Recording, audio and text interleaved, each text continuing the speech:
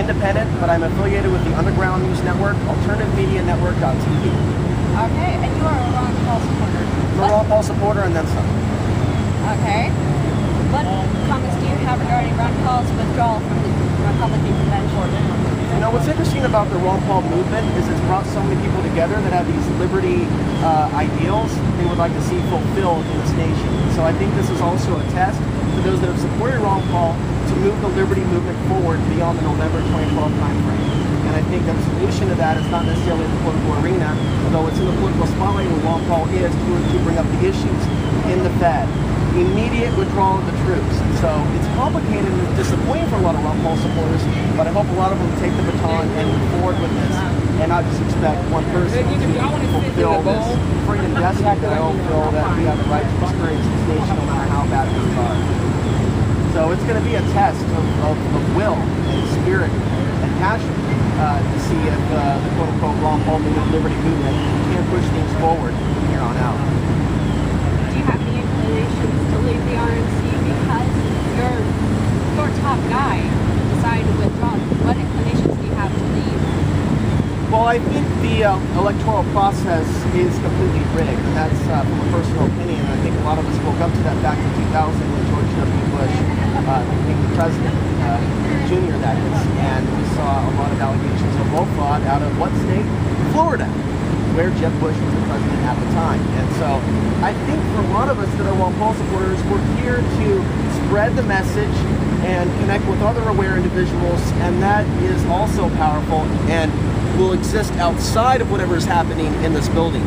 What we need to see are more protests out here because allegedly we have a First Amendment in this country. So part of the RNC is not just about what happens in there. It's what's happening out here. It's intimidating when you have security at this level and people walking around with machine guns. It's a way that you can eradicate the First Amendment. And so some of us need to be here to represent those ideals, those constitutional principles. Because if we can't address our grievances, if we don't have the First Amendment, we don't have a Constitution or Bill of Rights. It's all a farce. It's a fallacy. And it's more evidence that we're in some sort of a de facto dictatorship. And this so-called two-party system is really a one-party system when you look at it. Two wings of the same vultures. How else would the RNC, Republicans aren't even controlling the White House allegedly, yet they can command all of the security. And Tampa also had troops from over 95 countries invade Tampa. You can watch this on NATO's channel. And so when people see things like that, it is discouraging. And so I've just decided, you know what, maybe I don't want to go down into the police state Tampa. Maybe it's safer if I stand from a distance and just support on Facebook. But unfortunately, we have to be here to bear witness to not only what's happening in there, but other things that are happening out here. We're camped out at the fairgrounds near thousands of police vehicles that have been brought in from all over the state. And that can create a sense of terror and seems threatening to people that are afraid that if we were to go to Tampa, they would be arrested. And I don't think we should be afraid, especially when we're nonviolent, just airing our grievances. And if we can't do that, we have deeper fundamental problems in this country that have to be addressed. Do you feel like you could support Romney? No, I don't feel that I could support Romney in any way, form possible, nor Barack Obama. Their policies are essentially the same, and the Ron Paul movement is a coalition of many people, including former and current military, that want to see the wars end now. They don't want to wait for 18 months. They don't want to wait for 24 months. They need them back here with their families. It's already been in the news for a long time that there's record numbers of troops killing themselves. There's even news about some sort of a nasal spray vaccine that will help them supposedly maintain the desire to live as opposed to killing themselves. That came out last week. So this is very deep. This is deeper than all of that. There's no way we can support Romney because if he's the president, I predict there could be a third world war with either Russia or China. Because we tend to see these patterns with the Democrats and Republicans working together, expanding the agenda of the new world order, world government. It's something that's not a conspiracy theory anymore. We talk about a world currency all the time if we were to have an economic collapse of the dollar. So Romney essentially is going to push that agenda forward and do things that truly will be destructive to the United States as a whole, to our economy, and really to the military. The more that you involve them in overseas wars, the more you remove them from their families, the more tours they go through, the more psychological damage that happens to them, and the trauma that also happens to their family. So these are reasons why no one in the right mind can support Romney if they actually do care about the troops and care about this country as a whole.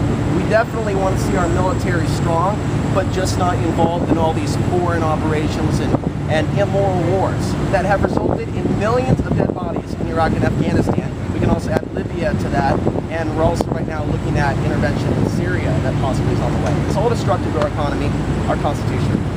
What about Ryan? He's the advocate of, in his own way, smaller government.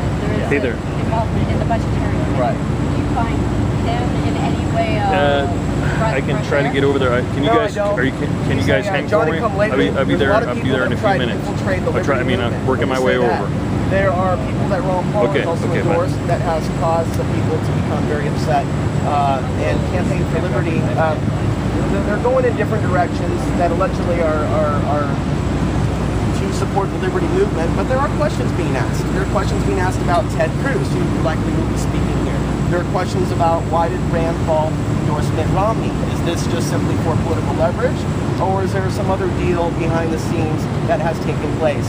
And what's going to happen to the Ron Paul delegates?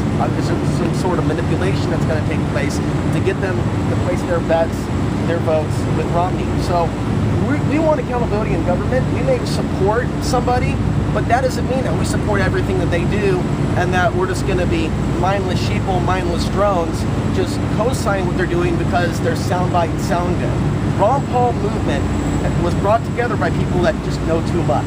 And we've gone so far and worked so hard to just turn around and just continue the same agenda.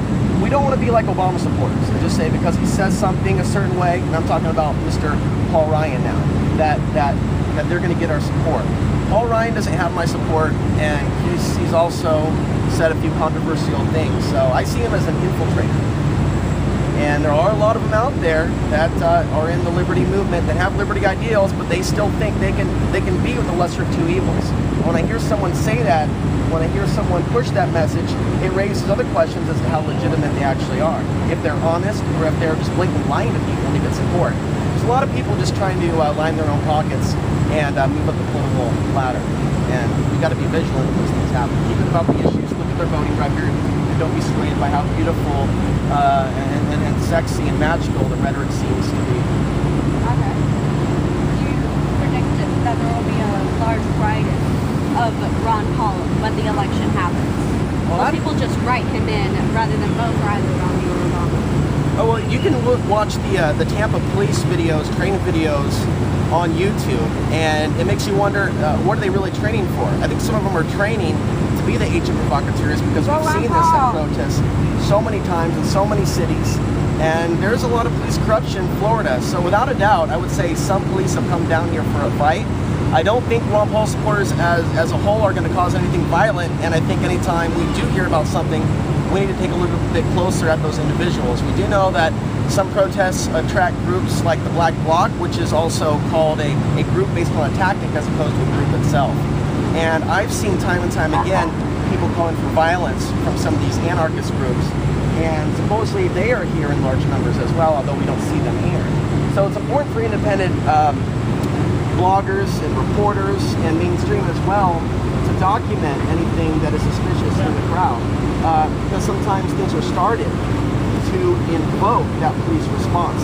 I think that's the agenda here, and I think that's what we need to expose if it's going on. I don't predict that Ron Paul supporters as a whole or as a group in any way, shape, or form are going to be causing violence. It's going to be happening likely from another group. I hope they certainly don't stage anything to blame it on Ron Paul supporters.